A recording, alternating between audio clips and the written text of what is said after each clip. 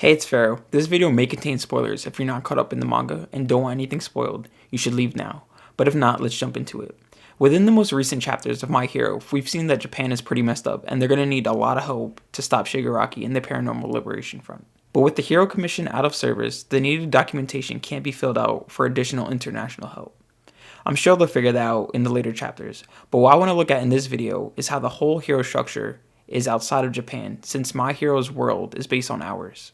If you read The Vigilantes, which is the spin-off manga for My Hero, then you have seen American Heroes. Before I even knew about that though, me and my sister would always talk about how it would be really cool to see the hero world outside of Japan. So when it was mentioned in the manga, I was super hyped because we called it. And it's always something I'm sure most of us want to see in most anime and manga, to see how the world is structured outside of the place that it's taking place. Some allude to the fact that there's other places, but don't always flesh them out. Just more of a thought to make the world feel like there's more in it. And I can see the benefit of this technique, especially if making that place known and exploring it doesn't really help the plot or characters in a beneficial way, then it's not worth it. Like, if going to explore those other places makes the story become muddy and confusing, it's only going to hurt the story. So purposeful writing is always important when making the things that matter important to the other stuff that isn't relevant out of sight, out of mind.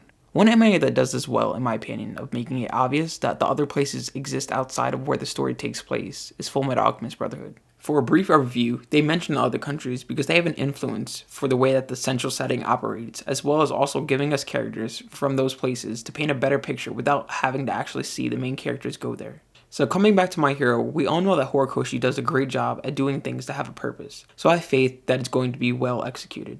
But just thinking about who and what heroes they can create is exciting to imagine. Like, what countries besides America do you think we'll see heroes come from? Could be England, Nigeria, Russia, Brazil, the Caribbean. The whole world is possible, and that makes me excited. One place I definitely want to see our hero come from is Germany. Why Germany? I don't really have an exact reason, but I feel like it would be an interesting place to have a hero come from.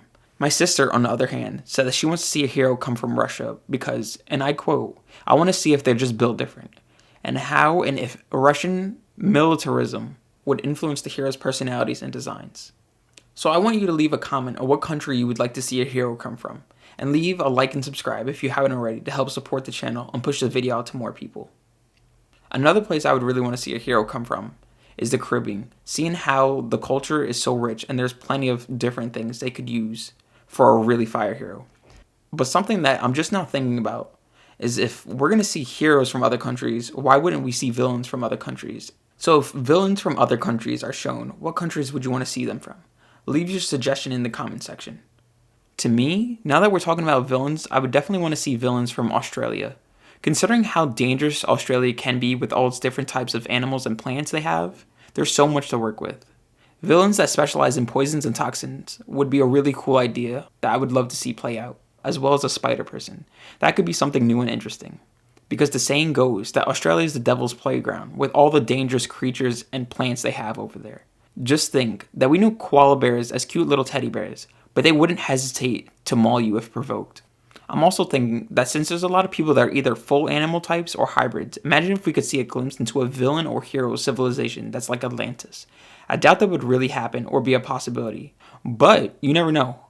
If that does happen, or something very similar, you heard it here first. Besides the heroes and villains, I'm interested to see how the other world governments are going to react to the fact that someone like Shigaraki even exists, a person with pure destructive capabilities. And I wonder if there's anybody else around the world that's like Shigaraki, or just has some quirk that's like his, that's really strong and destructive. And if other countries have to deal with anybody like that.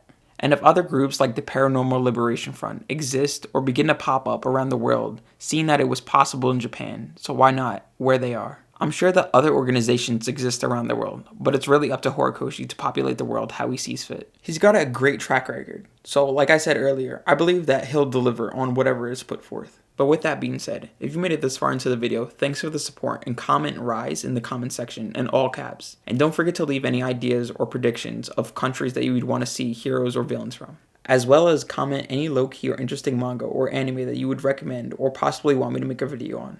Have a great day, and like and subscribe for more content. Deuces!